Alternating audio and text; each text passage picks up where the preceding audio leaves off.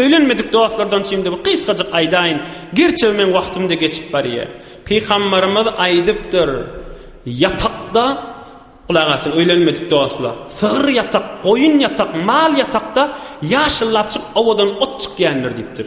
Şol biderek gyýdylan misalydyr diýipdir. Awadan gyýdylawadyr, ýaşyllap durandyr, emma yatak kesifdir diýipdir. Kim beýtdir Rasulullah jan kyal düşündirip biler sallallahu aleyhi ve sellem.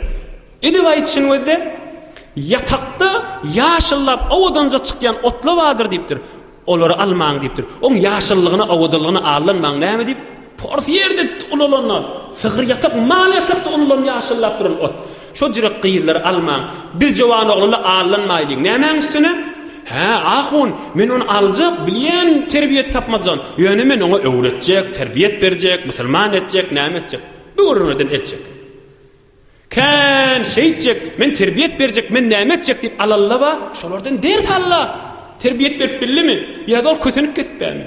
Ya da ol aglak kesipmi? Ya ol zenanın özü ärini gaýtam telekaya öwürdimi? Ders alaýyn işlerden.